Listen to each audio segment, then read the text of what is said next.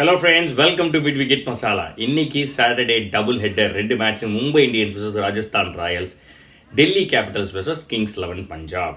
So இதில் டெல்லி கேபிட்டல்ஸும் ராஜஸ்தான் ராயல்ஸும் ஜெயிச்சு ரொம்ப சந்தோஷமாக இருக்காங்க. முக்கியமாக மும்பை இந்தியன்ஸ் vs ராஜஸ்தான் ராயல்ஸ்க்கு அவங்க கேப்டன், புது கேப்டன் இன்னைக்கு ஸ்டீவன் ஸ்மித், அஜின்கிய ரஹானேவை கேப்டன் பதவியிலேருந்து தூக்கிட்டு ஸ்டீவன் ஸ்மித்தை கேப்டனாக போட்டாங்க ராஜஸ்தான் ராயல்ஸ். அவர் இன்னைக்கு ஒரு மேட்ச் வின்னிங் இன்னிங்ஸ் ஆடி ராஜஸ்தான் ராயல்ஸ்க்கு ஜெயிச்சு கொடுத்துட்டாரு.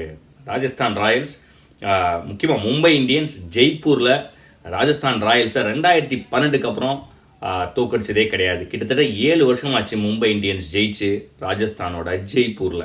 ஸோ அந்த ரெக்கார்ட் அப்படியே இருக்குது. இன்றைக்கி மும்பை இந்தியன்ஸ் தோற்றதுக்கு காரணம் என்ன அப்படின்னு பார்த்தீங்கன்னா, அவங்களுக்கு ரெகுலராக ஒர்க் ஆகிற ஸ்ட்ராட்டஜி இன்றைக்கி ஒர்க் ஆகலை. ஃபஸ்ட்டு ஹர்திக் பாண்டியா, குருணால் பாண்டியா, கைரன் போலார்ட், இவங்க எல்லாருமே மும்பையோட ஸ்ட்ராட்டஜி இந்த ஐபிஎல் என்னவா இருந்துச்சுன்னா, கடைசி 4-5 ஓவரில் ஹர்திக் பாண்டியா பொழந்து கட்டுவார், அதை வச்சு ஸ்கோர் நல்லா செட் பண்ணுவாங்க, சேஸ் பண்ணுறப்பையும் அவர் அடித்து ஜெயிச்சு கொடுப்பார். இன்னைக்கு ஜோஃப்ரா ஆர்ச்சர், உனத்கட்டோட நல்ல பவுலிங்னால பாண்டியாவால் அடிக்க முடியல. 15 பால்ல 23 தான் அடித்தார். அது இட்ஸ் நாட் எனஃப். ஸோ அதனால் அவங்களால ஸ்கோரை, அவங்க எதிர்பார்த்த 175, 180 ஸ்கோரை அவங்களால அடிக்க முடியல. அது முதல் ரீசன். ரெண்டாவது ரீசன் சூரியகுமார் யாதவ். அவரோட ரோல் என்ன மிடில் ஓவர்ஸில், அவர் என்ன பண்ண போகிறாரு, ஏன் அவரால் அக்ரெசிவாக ஆட முடியல? ஏன்னா இன்றைக்கி மேட்ச்சு ஸ்லோ டவுன் ஆனதுக்கு சூரியகுமார் யாதவ் ஒரு முக்கியமான காரணம். 10 ஓவரில் 80க்கு 1 அப்படின்னு இருக்கிறப்ப ஒரு ஸ்டேஜில் 175, 180 அடிச்சிருவாங்க மும்பை இந்தியன்ஸ் அப்படின்னு திங்க் பண்ணிட்டு இருக்கப்ப சூரியகுமார் யாதவ் 33 பால் 34 அடித்து ஸ்லோ டவுன் பண்ணார். அதுவும் இல்லாமல் இந்த ஐபிஎல் 2019 நம்பர் 4 வந்து கம்மியான ஸ்ட்ரைக் ரேட் வச்சு ஆடுறவர் யாருன்னு பார்த்தீங்கன்னா, லோவஸ்ட் ஸ்ட்ரைக் ரேட் உள்ளது சூரியகுமார் யாதவ் தான். டெஃபினட்டாக மும்பை திங்க் டேங்க் அடுத்த மேட்ச்சில் இதை திங்க் பண்ணுவாங்க. ப்ராபபிளி இஷன் கிஷனை கொண்டு வரலாம் அவருக்கு பதிலாக. சூரியகுமார் யாதவ் டெஃபினெட்லி நல்ல பிளேயர், கிவ் ஸ்டெபிலிட்டி இந்த மிடில் ஆர்டர், பட் கொஞ்சம் வேகமாக ஆடினார்னா இன்னும் நல்லாயிருக்கும். மூணாவது, ராஜஸ்தானோட கிளவர் பேட்டிங். ராஜஸ்தான் என்ன இன்னைக்கு பண்ணாங்க, அவங்க மும்பையிலே வீக்கஸ்ட் பவுலர்ஸ் யார் அப்படின்னு பார்த்தாங்க. அவங்க சுற்றி முற்றி பார்க்குறப்ப அவங்களுக்கு தென்பட்டது 2 பேர் தான். ஒன்று குர்னால் பாண்டியா, இன்னொன்று மாயங்க் மார்க்கண்டே. அவங்க 2 பேரை மட்டும் 4 ஓவரில் 48 ரன் அடித்தாங்க. மீதி எல்லா பவுலர்ஸ் நல்லா தான் போட்டாங்க. பும்ராவாகட்டும், ஹர்திக் பாண்டியா ஆகட்டும், ராகுல் சஹார்லாம் ஃபென்டாஸ்டிக்காக போட்டார். 3 விக்கெட் வேறு எடுத்தார். ஸோ அவங்க கரெக்டாக அந்த பிளானை எக்ஸிக்யூட் பண்ணாங்க. அவங்கள 48 ரன் அடிச்சு மீதி 16 ஓவரில் வெறும் 113 ரன் அடித்தாங்க.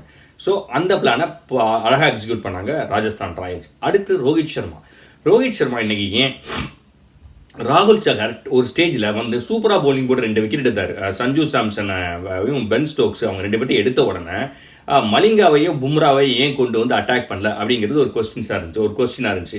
பும்ரா வந்து கடைசியில் வந்து போட்டார். அவர் போட்டப்ப கிட்டத்தட்ட மேட்ச் முடிஞ்சு போச்சு அப்படின்னு சொல்லலாம்.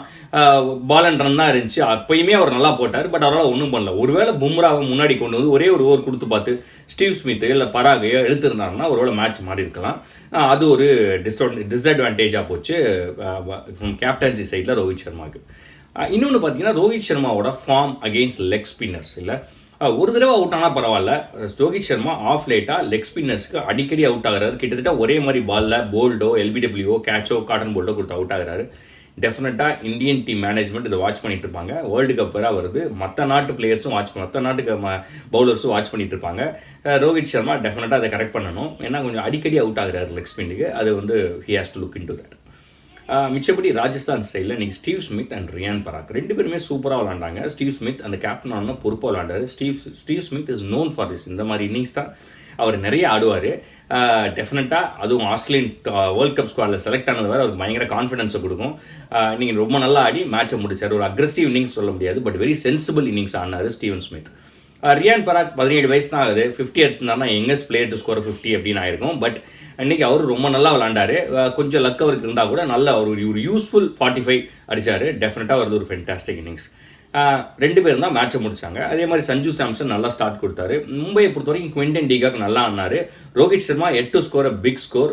குவிண்டன் டிகாக் நல்ல ஃபார்மில் இருக்காரு. ஸோ இதே மாதிரி ஜோஃப்ரா ஆர்ச்சர், அவரை பற்றி சொல்லியே ஆகணும். இன்றைக்கி கேட்ச் எல்லாம் விட்டு கொஞ்சம் கான்ஃபிடன்ஸ் லோவாக இருக்கும் அப்படின்னு பார்த்தா கடைசியில் வந்து பவுலிங் போடுறப்ப அதுக்கெல்லாம் ஈடு பண்ணிட்டார். முக்கியமாக ஹர்திக் பாண்டியாவோட எல்பிடபிள்யூ ஃபென்டாஸ்டிக் யார்கர். அன்ஃபார்ச்சுனேட்லி அவர் இங்கிலாந்து ஸ்குவாடில் இன்னும் அவரை செலக்ட் பண்ணலை வேர்ல்டு கப்புக்கு. அவர் இந்த வேர்ல்டு கப்புக்கு இருக்க மாட்டார். அது நமக்கு நல்ல விஷயம் தான். பட் ஜோஃப்ரா ஆர்ச்சர் டெஃபினெட்லி ராஜஸ்தானுக்கு ஒரு பெரிய அசட்டாக இருக்கார். அடுத்த மேட்ச் டெஃபினட்டாக ஸ்டீவ் ஸ்மித் வந்து கட்டாயம் கேப்டனால அவர் எடுக்க முடியாது. ஜோஸ் பட்லர் ரெடி ஆகிட்டார்னா நம்ம ஆஸ்டன் டர்னர் வெளியே போயிடுவார். ஏன்னா 2 மேட்ச் விளாண்டு 2 மேட்ச்லேயும் ஃபஸ்ட் பால் அவுட் ஆகிட்டார். கொஞ்சம் நேரம் சரியில்லைன்னு நினைக்கிறேன் அவருக்கு. ஸோ அவர் வெளில போயிட்டார். அதே மாதிரி அஜின்கிய ரஹானிக்கு பதிலாக அவரை ட்ராப் பண்ணிட்டு ராகுல் திரிபாதி ஓப்பனிங் இறக்கிறதுக்கும் வாய்ப்பு இருக்குது. ஏன்னா அஜின்கிய ரஹானி கேப்டன்லேருந்து போயிட்டதுனால ப்ராப்ளி ராகுல் திரிபாதியை கொண்டு வந்து ஓப்பனிங் இறக்கி விடலாம். அதுக்கு வாய்ப்பு இருக்குது. ராஜஸ்தான் அடுத்த மேட்ச் பண்ணுறாங்களான்னு தெரில. அடுத்த மேட்ச் ராஜஸ்தானுக்கு டெல்லி கேபிட்டல்ஸோட என்ன பண்ணுறாங்க அப்படின்னு பார்க்கலாம். அதே மாதிரி மும்பை இந்தியன்ஸ் ஒரு லாங் ரெஸ்ட் இருக்குது. இப்போ அடுத்த மேட்ச் வந்து ஒரு அனல் பறக்கிற match, Chennai super Kings versus Mumbai Indians. நம்ம எல்லாருமே எதிர்பார்த்துட்டு இருக்கிற மேட்ச்சு. அடுத்த மேட்ச் அவங்களுக்கு அதுதான். அதுக்கு என்ன பண்ணுறாங்க அப்படின்னு பார்க்கலாம். ஸோ இது மும்பை இந்தியன்ஸுக்கு பெரிய வருத்தம் அளிக்காது. ஏன்னா கடைசி வரைக்கும் அந்த மேட்ச் எடுத்துகிட்டு போயிட்டாங்க. அவங்க பார்க்க வேண்டியதெல்லாம் மிடில் ஆர்டர்ஸ் கொண்டு தான். ராஜஸ்தான் ராயல்ஸ் ஓரளவுக்கு இந்த மாதிரி எல்லாமே கன்சிஸ்டண்ட்டாக விளாண்டாங்கன்னா டெஃபினட்டாக ஒரு நல்ல ஒரு வாய்ப்பு இருக்குது. என்ன பண்ணுறாங்க ராஜஸ்தான் ராயல்ஸ் அடுத்த மேட்ச் டெல்லி கேபிட்டல்ஸோட அப்படிங்கிறதையும் பார்க்கலாம். அதுக்கப்புறம் இன்னைக்கு அடுத்து நடந்த match Delhi Capitals versus Kings 11 Punjab. So Delhi Capitals டெல்லியில் விளாண்டாங்க. வரிசையாக தோத்துட்டு வந்துட்டு இருக்காங்க. டெல்லியில் நடக்கிற மேட்ச் எல்லாம் இந்த மேட்ச் எப்படி விளாடுவாங்க, ஜெயிக்கணும் அப்படிங்கிற ஆர்வம் அவங்களுக்கு இருந்துச்சு. டாஸ் ஜெயிச்சு தைரியமாக சேஸ் பண்ணலாம் அப்படின்னு ஸ்ரேயாஸ் ஐயர் சொன்னார். அது காரணம் டியூ, அதான் ஒரு காரணமாக சொன்னார். கிங்ஸ் 11 பஞ்சாபில் இன்னைக்கு முஜீப் அடி வாங்கியிருக்காரு, ஐ மீன் இன்ஜுரி ஆகிருக்காரு. அப்படிங்கிறதுனால அவர் விளாடலை. ஹர்டஸ் வில்லியம் தான் விளாண்டாரு, டேவிட் மில்லர் விளாண்டாரு, கிறிஸ் கெயில், இவங்க 3 பேரும் விளாண்டாங்க. ஸோ இப்போ வந்து ஓப்பனிங் தான் கிங்ஸ் 11 பஞ்சாபோட மெயின். ராகுலும் கிறிஸ் கெயிலும் இன்றைக்கி வழக்கத்துக்கு மாறாக ராகுல் கொஞ்சம் அடிக்க ட்ரை பண்ணார். அதுக்கு காரணம் டெல்லி பிச்சில் லேட்டராக ஆனால் அடிக்க முடியாது, பவர் பிளேயில் நல்லா ஸ்கோர் செட் பண்ணுங்கிறதுல ரொம்ப க்ளீனாக இருந்தாங்க. கிங்ஸ் 11 பஞ்சாப் கிட்ட இருக்கிற பிரச்சனை என்ன அப்படின்னு பார்த்தீங்கன்னா, அவங்களுக்கு ஓப்பனிங் அவுட் ஆகிட்டாங்கன்னா பேட்டிங் வந்து அந்தளவுக்கு ஸ்ட்ராங் கிடையாது. உங்களுக்கு டீப் பேட்டிங் லைனப்லாம் ரொம்ப டீப்பாக கிடையாது அவங்களுக்கு. ஸோ அது இன்றைக்கி அப்பட்டமாக தெரிஞ்சு இன்றைக்கி மேட்ச்சில் கிறிஸ் கெயில் அவுட் ஆனோன்னா அப்படியே அவங்களால சுத்தமாக அடிக்க முடியல. திடீர்னு பார்த்தா ஒரு ஸ்டேஜில் அஸ்வின் வந்துட்டார். சாம் கரனும் ஒரு பெரிய பேட்ஸ்மேன்லாம் கிடையாது. மீதி எல்லாருமே 120 125 ஸ்ட்ரைக் ரேட்டில் ஆடுறவங்க. மில்லர் ரொம்ப இன்கன்சிஸ்டன்ட். அவர் ஆடினதே ஒரே ஒரு மேட்ச் தான், அதில் 40 ரன் அடிச்சிருந்தார். மிச்சப்படி அவர் எதுவுமே விளாடலை. ஸோ அவங்க பேட்டிங் பார்த்தீங்கன்னா 160 கடைசியில் முடிச்சாங்க. கடைசியில் வந்து இந்த பையன் ஹர்ப்ரீத் புதுசாக வந்திருந்தார் ஒருத்தர், அவர் வந்து ஓரளவுக்கு நல்லா அடித்தார். 12 பால் 20 ரன் அடித்தார். மிச்சப்படி கிறிஸ் கெயில் நல்ல ஃபார்மில் இருக்கார். அவர் ஒரு ஃபென்டாஸ்டிக் ரிலே கேட்ச் எடுத்தாங்க. காலின் இங்கிரமும் அக்ஷர் பட்டேலும் ஒரு பிரில்லியன்ட் கேட்ச், அதுதான் மேட்சே மாற்றுச்சு. அதே மாதிரி இந்த சைடில் இன்னைக்கு கூட அவங்க டீம் வந்து லெக் ஸ்பின்னர் டெல்லியிலேருந்து சந்தீப் லமிச்சானே ரொம்ப நல்லா போட்டார். ஸோ டெல்லி வந்து 161 சேஸ் பண்ணி வந்தப்போ இன்றைக்கி ஒரு நல்ல விஷயம் இந்தியன் டீம் டெல்லி டீம் சைட்லேருந்து என்ன அப்படின்னு பார்த்தீங்கன்னா, ஷிக்கர் தவானோட ஃபார்ம். ஷிக்கர் தவான் இதே மாதிரி கன்சிஸ்டண்ட்டாக ஆடினாருன்னா டெஃபினட்டாக டெல்லிக்கு ஒரு பெரிய இது. ரொம்ப க்ளீனாக இருந்தாங்க. ஷிக்கர் தவான் அட்டாக் பண்ணிட்டோம், ஸ்ரேயாஸ் ஐயர் பொறுமையாக விளாண்டுட்டு இருந்தார். ஷிக்கர் தவான் அவுட் ஆனோன்னா ஸ்ரேயாஸ் ஐயர் கடைசி வரைக்கும் மேட்ச் கொண்டு போய் முடிச்சார். 2 பேரும் 50-50 அடிச்சாங்க. 58-57 நினைக்கிறேன். 2 பேருமே சூப்பராக விளாண்டாங்க. ஷிக்கர் தவானோட ஃபார்ம் டெஃபினட்டாக டெல்லிக்கு ஹெல்ப்ஃபுல்லாக இருக்கும், இந்தியன் டீமுக்கு ஹெல்ப்ஃபுல்லாக இருக்கும். ஏன்னா ஷிக்கர் தவான் ஜென்ரலாக இல்லை, ஒரு நல்ல ஒரு ஃபஸ்ட் பேட்டிங் பிடிக்கிற நல்ல ஒரு ஆர்ஆர் ஆரம்பிச்சார்னா ஒரு ஸ்கோரும் நல்லா செட் பண்ணி கொடுப்பாரு. சேசிங் கொஞ்சம் ஈஸியாகிடுவார் இந்தியன் டீமுக்கு கூட. டெஃபினட்டாக அவரோட ஃபார்ம் நல்லா. இன்றைக்கி புதுசாக ரூத்தர்ஃபோர்ட் அப்படின்னு ஒருத்தரை கொண்டு வந்திருந்தாங்க. அவரை பற்றி நமக்கு ஜாஸ்தி தெரியாது, வெஸ்ட் இண்டீஸ் பிளேயர் போல். இன்றைக்கி அவருக்கு வாய்ப்பும் ஜாஸ்தி கிடைக்கல. அதே மாதிரி பஞ்சாப் சைட்லேருந்து பார்த்தீங்கன்னா இன்றைக்கி அஸ்வினோட பவுலிங் அந்தளவுக்கு எழுப்படல. அது காரணம் டியூ தான். ரொம்ப டியூ இருந்ததுனால அவங்களால பாலை கிரிப் பண்ண முடியல, ஸ்பின்னும் பண்ண முடியல. அதனால அவங்களால அந்த ஸ்கோரை கண்ட்ரோல் பண்ண முடியல. மேட்ச் 19வது ஓவருக்கு அப்புறம் முடிஞ்சிருந்தா கூட அந்த அளவுக்கு எந்த சைட்லையும் க்ளோஸ் ஆகல. எப்படியாவது டெல்லி ஜெயிச்சிருவாங்க அப்படிங்கிற மாதிரி தான் இருந்துச்சு. அப்புறம் இந்த ரிஷப் பந்தோட கேர்லெஸ் ஷாட், இதுக்காக தான் அவர் வேர்ல்டு கப்பில் எடுக்கலையோ அப்படின்னு சமயத்தில் தோணுது. இன்றைக்கெல்லாம் அவர் முடிச்சிருக்க வேண்டிய கேம். சேசிங்கில் பார்த்தீங்கன்னா ஒரு 6 அடித்து ஒரு பரபரப்பை ஏற்படுத்துறதுலே கொஞ்சம் குஷியாக இருக்காரே தவிர, அந்த சுச்சுவேஷனுக்கு தகுந்த மாதிரி கொஞ்சம் சென்சிபிளாக ஆடினார்னா இன்னும் கொஞ்சம் நல்லாயிருக்கும். இன்றைக்கி அடுத்து ஒரு 2 விக்கெட் போயிருந்துச்சுன்னா அசால்ட் ஒருவேளை டெல்லி இன்னும் வந்து ரொம்ப கஷ்டப்பட்டு ஜெயிக்கிற மாதிரி ஆயிருக்கும். ரிஷப் பண்ட் அதுவும் அவுட் ஆகிற விதம், அதே மாதிரி லெக் சைடில் அடிக்க போய் பவுண்டரியில் கேட்ச் கொடுத்து அவுட் ஆகிட்டு இருக்காரு வரிசையாக. ஸோ அது வந்து நோட் பண்ண வேண்டிய விஷயம். ரிஷப் பண்ட் கொஞ்சம் பொறுமையாக விளாண்டாருன்னா டெஃபினட்டாக இன்னும் நல்லாயிருக்கும்.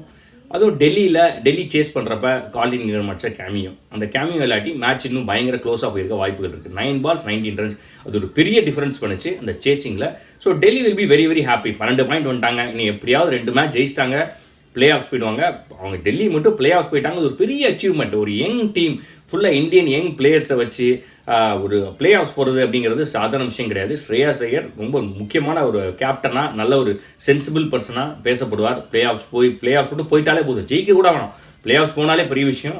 ப்ளஸ் கங்குலி அண்ட் பாண்டிங்கோட கோச்சிங். ஸோ நானும் டெல்லி இப்போ எப்படியாவது பிளே ஆஃப்ஸ் போயிடணும் அப்படின்னு ரொம்ப ஆர்வமோடு இருக்கேன். அடுத்த மேட்ச் என்ன பண்ணுறாங்க அப்படிங்கிறத பார்க்கலாம். இதே மாதிரி நாளைக்கு நடக்க போகிற 2 மேட்ச் அதை பற்றி இன்னொரு வீடியோவில் பேசலாம். அது வரைக்கும் இந்த வீடியோ உங்களுக்கு பிடிச்சிருந்துச்சுன்னா லைக் பண்ணுங்கள், ஷேர் பண்ணுங்கள், கமெண்ட் பண்ணுங்கள். தேங்க்யூ.